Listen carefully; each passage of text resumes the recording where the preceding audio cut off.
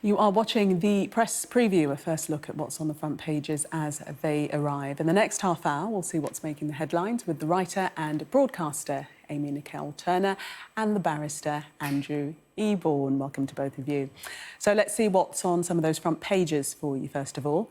The Sunday Express reports that amongst the measures to be unveiled at this week's Conservative Party conference will be a financial aid package of more than £1 billion aimed at reviving Britain's rundown high streets. The Sunday Times leads with a story on Kemi Badenoch piling the pressure on Rishi Sunak to quit the European Convention on Human Rights. The Observer has an exclusive poll of Tory voters, with 34% intending to switch their votes to other parties. The Sunday Mirror has a special report on Somalia's forgotten children, as 1.5 million of them are reported to be facing extreme hunger as the nation is gripped by its worst ever drought.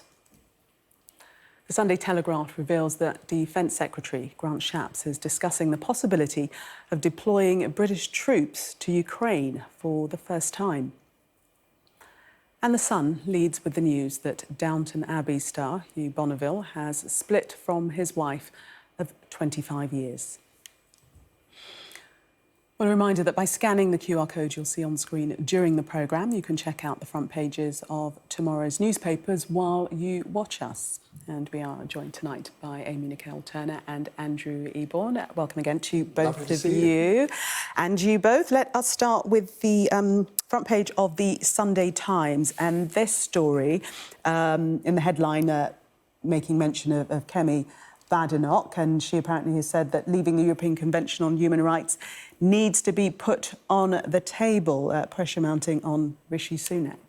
And absolutely also saying it's not racist to discuss leaving the convention. It's one of these sort of hot things, and basically we need to turn around and say, well, OK, if we don't do that, what are we going to do in its place? And I think that's what they're talking about. They talked about within the Sunday Express, they talk about these new 5 policies they're going to have, one of which is to reduce immigration by halving the number of visas being awarded to migrant workers and foreign students and their families. And I think it's always one of these very emotive subjects, isn't it, when you're talking about quitting the ECHR, because you then got to turn around and say, well, what are we going to replace it with? Because it's not just in a vacuum. You need to look at both sides of the story. However, it's becoming increasingly popular to talk about leaving the ECHR.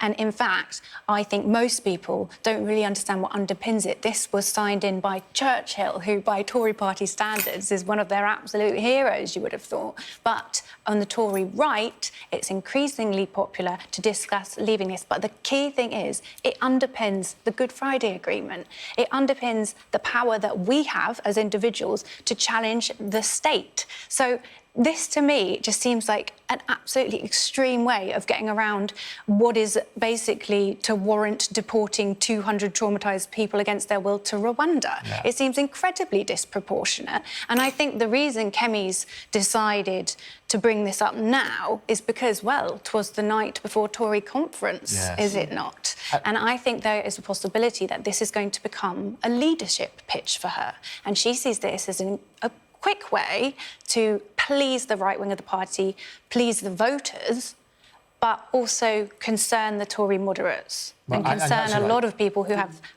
very valid problems they are very valid. with leaving the ECHR. And what's happened as well is, obviously, people are just reminded all the time of Rishi's 5-point pledge, which is sort of reducing the boats and so on and so forth, which is one of the key things there. What I found interesting as well, which is in the Times, but it didn't make the front page, surprisingly, is that Jeremy Hunt let slip in an off-mic moment, which he didn't realise was being recorded, when he thought the next election would be.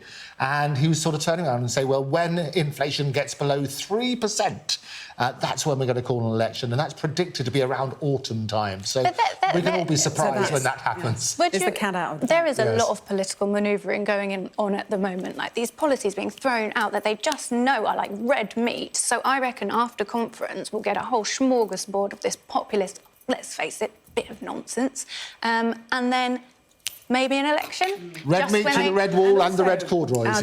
But is it realistic? Sam Coates was saying that it's more or less a beauty parade at conference for people vying for position should Rishi Sunak be ousted. Yes. Yeah, and I think the likes of Suella Braverman, who this week has gone completely against Rishi Sunak, he's already condemned what she said in Washington. She's going to be putting herself right at the front of that list this conference.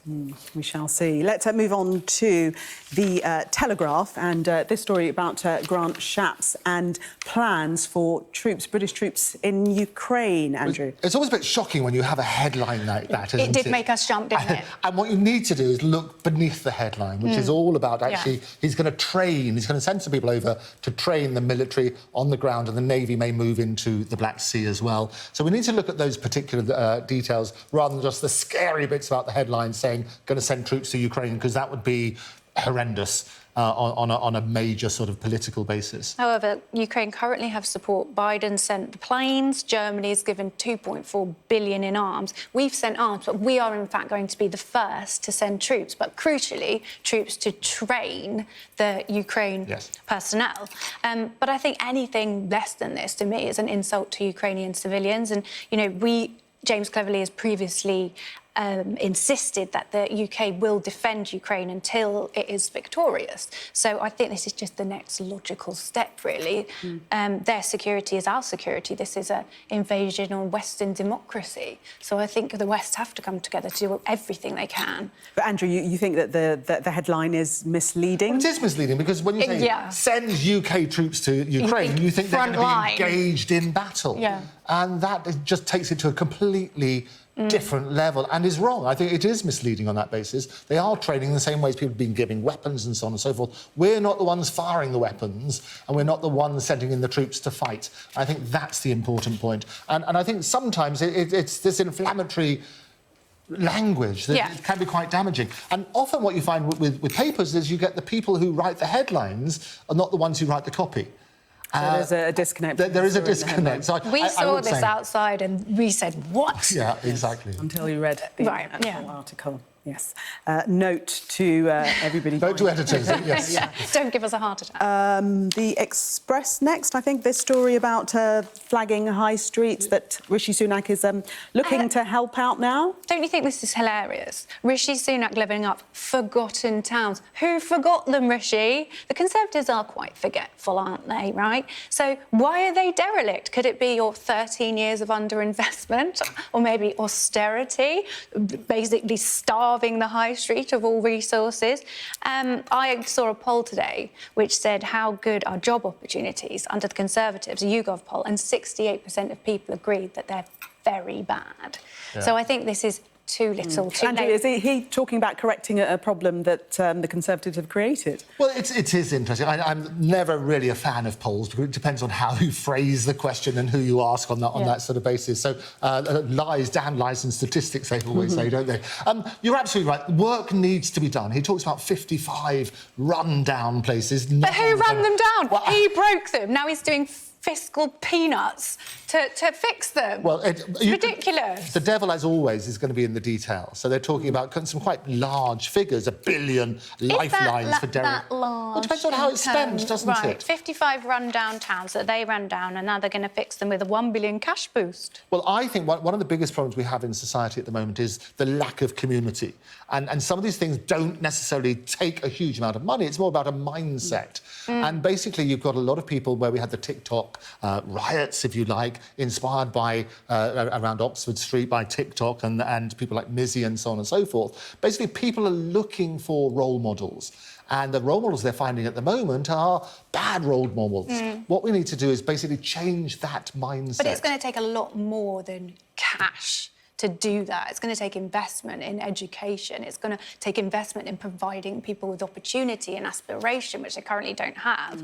But that all takes money as well. Well, but a sense of community as well. It's also a mindset. And so it's not just cash. It's the sort of mindset we need good heroes as opposed to sort of negative heroes. And there are people out there, I know. And so that's what we need to do, is shine a spotlight on them in the media to make that make sense. OK, let's move to another poll that you're not a fan of. This one saying that a third of Tory voters plan to switch allegiance. Amy?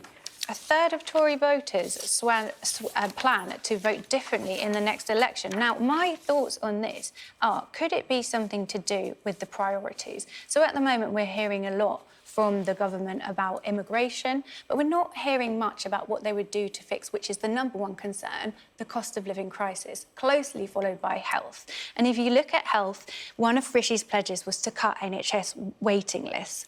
87% of people disagree that he's done that and think he's doing very badly at that. So I think that's why people want to swap their vote. They're not seeing anything materialise. None of the pledges have we even seen remotely fulfilled. So I don't think this is surprising, really. Well, but it's just, where are they going to swap their vote to? I think that's right. Because I think most people are reluctant. The real grassroots Tories, they don't really want to go to Labour. So could this mean a boost in the Liberals? Well, I think what's going to happen, this is why you have these headline sound bites and a fairly easy sort of list, which is why the Jeremy Hunt leaked audio was so interesting, is you know that inflation, when it was originally, 11.1%, wasn't it? When Rishi made that pledge to halve it, which was not a very ambitious and isn't really in his control anyway. And you work on that sort of premise. So you're going to get these headlines, reducing, big fanatic for things like artificial intelligence, for reducing waiting lists, and they talk about using technology for those sort of things. So make the headlines really dramatic and say this is a big problem, and then basically what's going to happen is going to drip feed those solutions all the way through. So, for example, using AI has made certain things incredibly efficient in terms of reducing... A lot of people hear AI and imagine job losses. And you're right, 300 million is what Goldman Sachs said, but you need to work out there are positive things as well with AI, and we are discovering seismic changes in medicine, in way that things are advances. There have been cures for all sorts of diseases. Sure, but definitely pros and cons with AI. Amy and Andrew, for the moment, thank you. We're going to take a break. Coming up, we'll look at claims that the Department for Education is keeping secret files on its critics. More on that when we come back.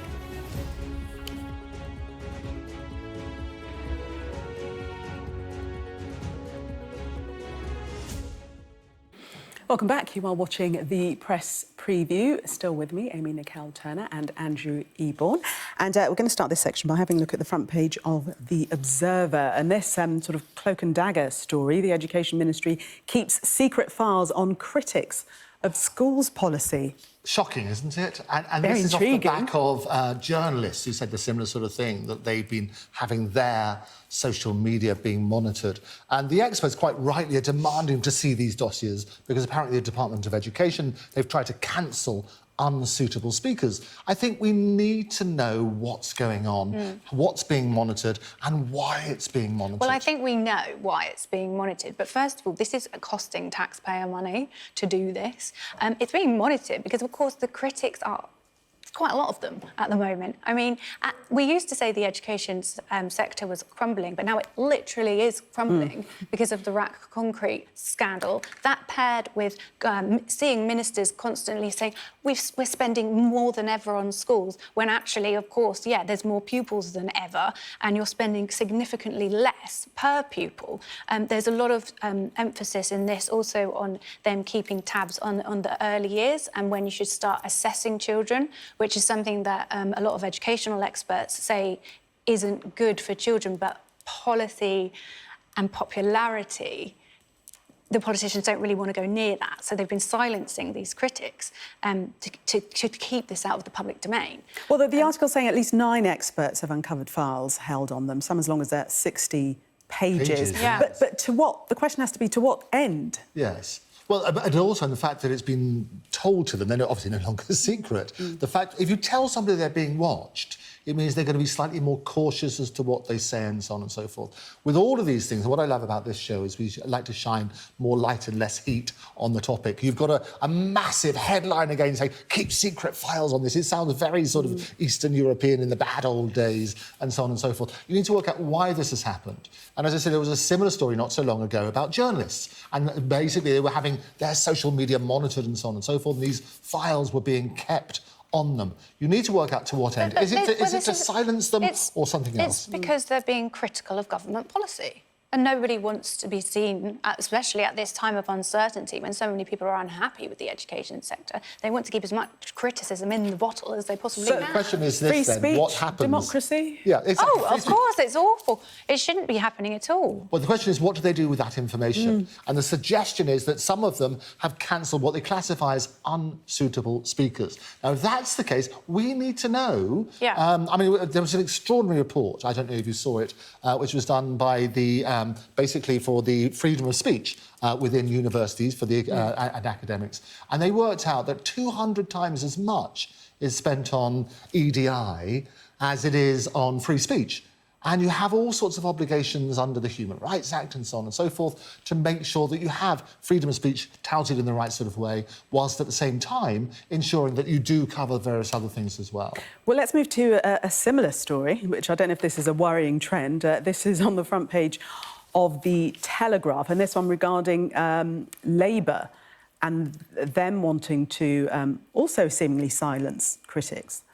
It is strange, isn't it? They're sort of talking about Labour lawfare targets private schools critical of the VAT raid. And we need to put this into perspective, is school fees, and a lot of people will save a huge amount of their income to put their children with a possible better start in life. That it's not these big schools which cost a lot of fortune. It's not a huge amount, because 93% of students will go to a state school, so it's actually... Well, a huge amount of money, I mentioned, of course, not as a percentage. Yeah, but we are still talking about... So a lot of families will be saving that. If you put an extra 20% on top of that, the reality is, when we look behind the headline, which I hate to do, you look behind that, it's going to finish a lot of those sort of things. A lot of those schools which are just on the balance won't be able to do it. A lot of families who've got this aspirational, we'll save up our money because we want our children to go to these places, won't be able to afford it. That's the scandal of it. And I think that's the thing. So people being critical of that, we need to know why they are and look at those facts and figures. And I think it's estimated that it would affect about 40,000 children.